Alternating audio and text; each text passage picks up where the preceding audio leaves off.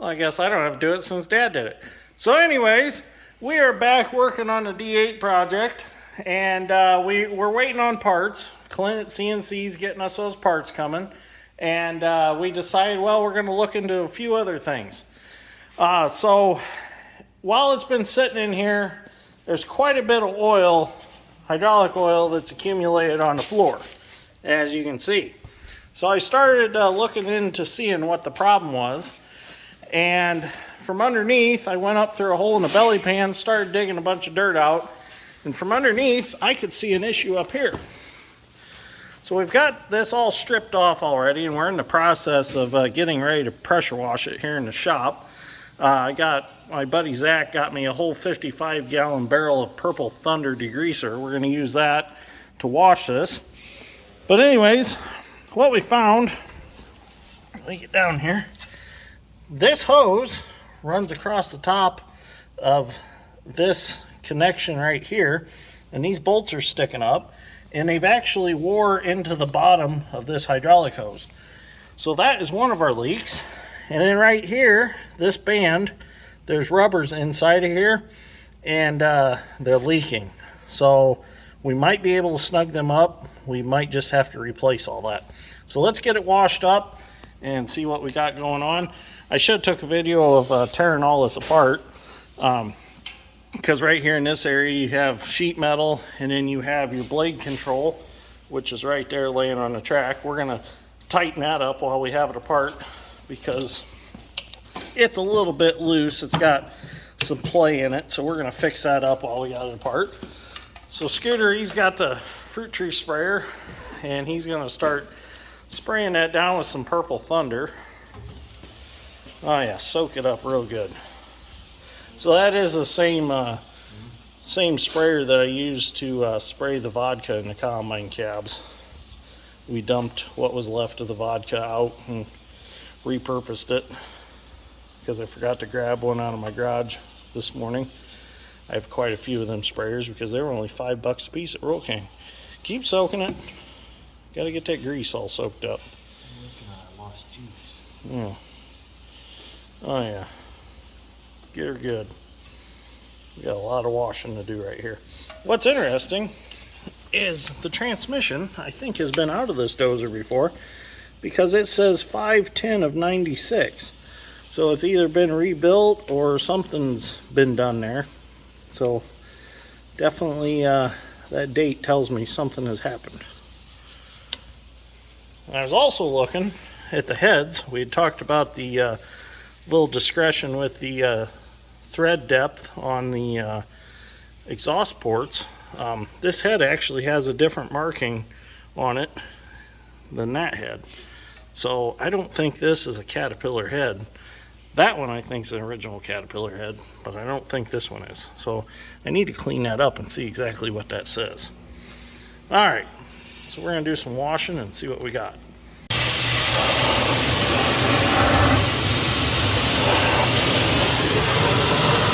Yeah.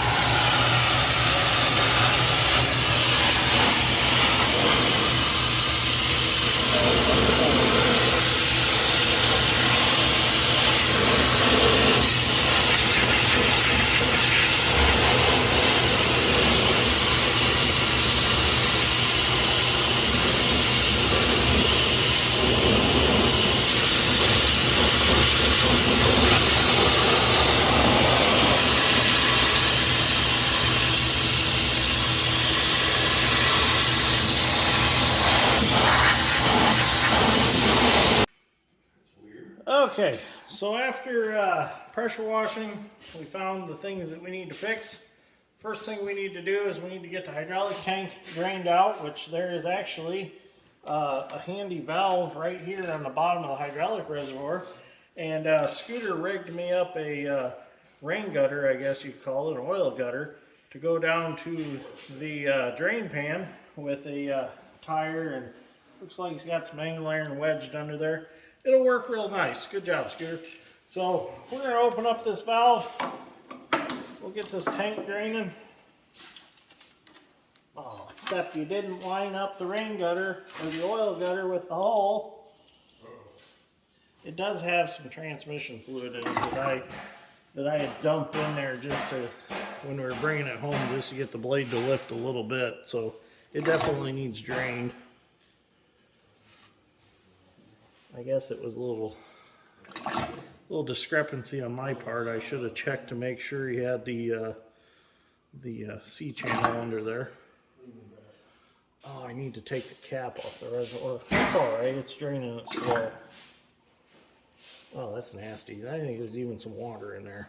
So we'll do a full drain out on this. We're gonna have the line, the suction line from the tank to the pump all apart. So we'll get a lot of it drained out. I mean, a lot of it. It's going to be an oily mess here for a little bit. So we're going to have to order some parts. We just about have all the parts on hand to put the manifold back together. We're just waiting on studs, since them had to come from Caterpillar. Aluminum studs. That'll stay there now. I don't have to hold it. Let's give her a little more. You know what? I'm going to take the cap off the tank. Oh, pretty much loosened up.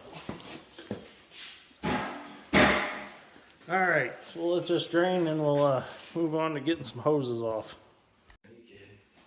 Well, I think it's about drained out. So we're going to get up here and get the light. And now you can see, since everything's nice and clean, this is going to have to come apart right here because it's all distorted. It's slid off the pipe a little bit, and them rubbers are probably overly crushed in there and need to be replaced. And then this line, this bolt had dug into the coating and cords of this hose. So this hose is junk. And then you can see that hose back there, the outside skin is completely gone off of it. So that one's going to get replaced too. So we got two hoses to get off, and then we got to get this apart, which we'll probably have to unbolt that off the bottom side of the pump and then tear that apart. Okay, so we got the 4 bolts out on that end of the hose. I've got, I'm going to take out 2 more up here. And then this hose should come out. Didn't video those because a few choice words were said while trying to break them loose, because it's kind of a tight area in there and they were super tight. This hose is probably, I'm gonna say this one's been on there for a long time. So just flat face O-ring on this end. I'm just gonna take 2 bolts out. I got the other ones loose. I'm gonna spread the clamps and pull it straight up out. Got drain pans under the dozer to catch the oil where it's coming out in the belly pan. Oh yeah. There we go. Dump it out. Yeah, let it dump. It's going in the drain pan. Ooh, those might be special fittings. Might have to go to Caterpillar for those, but let's have a look at this hose. Got it? Yeah, I got it. You can see how them bolts have dug into there pretty good. Yeah, so, alright. Well, we got our hoses off, and while I'm waiting on answers back on hoses because of this strange fitting on this one, Scooter decided that he was going to pull the fuel filters out. Look at the nasty stuff that was in the fuel filter base. Oh, that's bad. I'm surprised this thing even ran. I mean, the filters, I'll show you the filters here in a second, but let's let him get a little more out of there. There's got to be a drain plug there somewhere to drain that.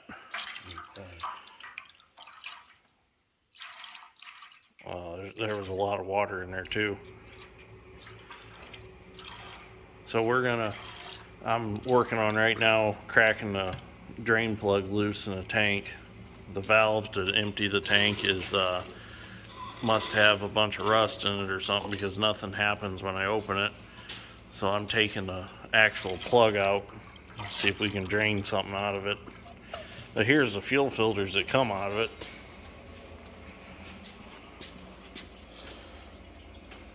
That's bad. and they're sucked, like collapsed.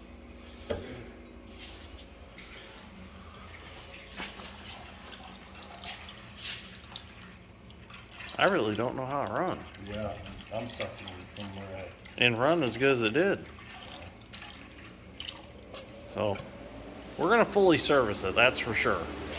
So we gotta get some fuel filters, and we'll get her back together with some clean fuel. Dad's got the control lever tore apart for the blade.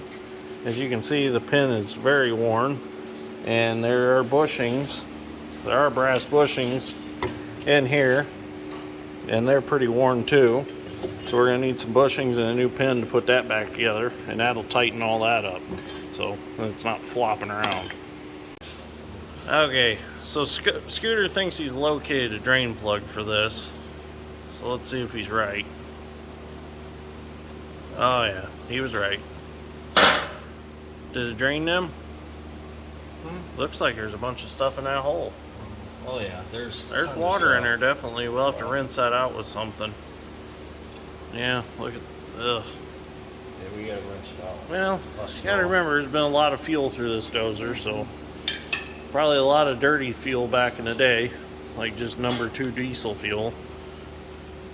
So it's gonna really like the premium co-op fuel, isn't it? Yeah.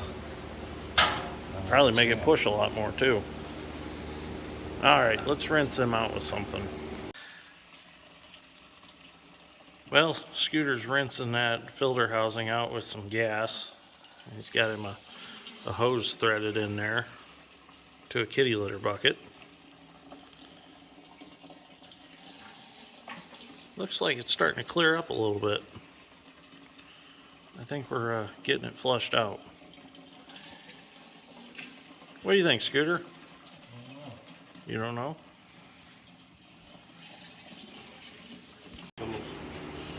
Well, we went to TSC and we found us some bushings in their hardware section, and we got us a red top hitch pin. So we're going to put the new bushings in, and they are wider than what we need. So we're going to just drive 2 of them in and cut the excess off, and then we'll make us a new pin out of the red top hitch pin, and re-drill the holes for the roll pins, and we'll have us a nice tight lever again. The only thing we need to come up with is we need these hem joints. I know where to get them too. Yeah, Dad Strength knows where to get these, so we'll have to go to that hardware store that has them, and we'll have this all tightened up again. It's kind of nice, these old dozers, there's a lot of things on them that you can get from local hardware stores to replace stuff with. So there's no need to actually go to the Caterpillar dealer. Got it here in town. So, see what we can do with this. Should be a lot better than it was before. Okay, so we're over at the press. We're going to get these bushings pressed in. Now, instead of just being on the sides, they're going to be all the way through. So, give it more surface to wear on now on the pin. Like 2.5, 3 inches instead of just an inch total. Yeah.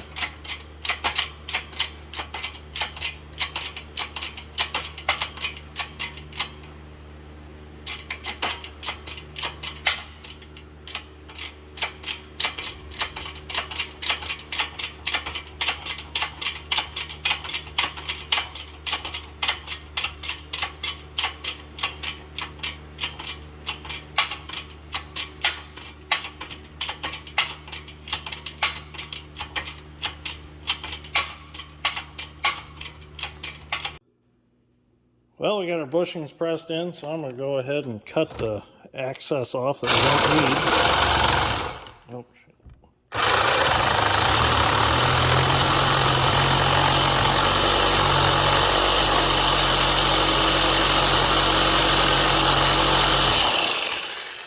Just smooth that with a sanding wheel, and we're ready to make our pin now. Okay, so we're going to test fit our pin, make sure it slides through there. Oh, look at that. Nice. Nice and tight. Oh, this is going to be great. blade control is going to be nice and tight. So, all right, now we can make us a pin out of this hitch pin. Okay, so this is going to work out real nice. So this is the original pin for the blade control. It's got the hole here for the roll pin. Nice thing about this is the hitch pin has the same size hole as the roll pin hole. So I don't even have to drill this hole. So all we're going to do is we're going to stick this hitch pin in the evolution saw, and we're going to cut it off, and we're going to taper the end a little bit to make it look nice so it drives through the way it's supposed to. This is going to be relatively simple here. We can actually make it a little longer if we want to, because it won't interfere with anything. Let's go ahead and cut this off. So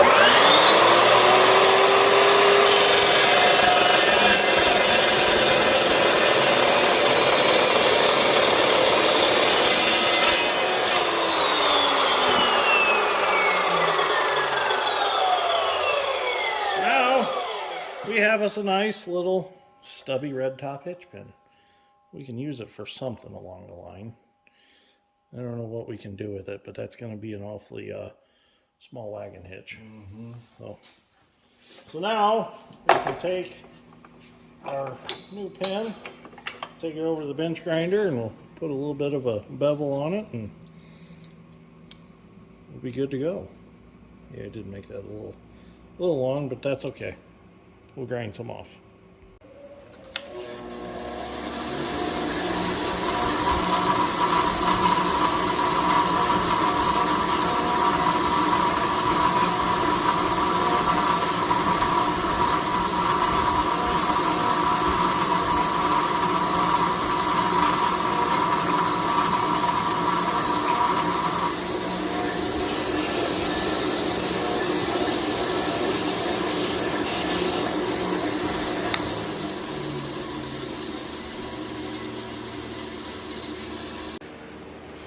Well, we're going to reassemble our blade lever here. Pick that up. Let me get some. We're going to get some anti-seize down in these bushings.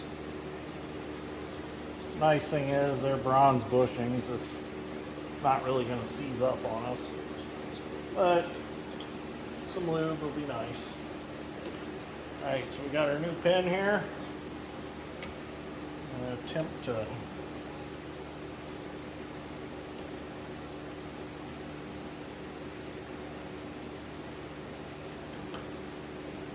tapping on the hammer.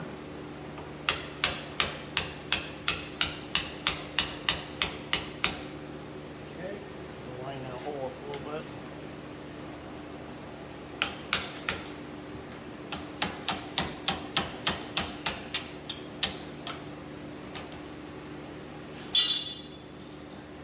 Put a roll pin back in.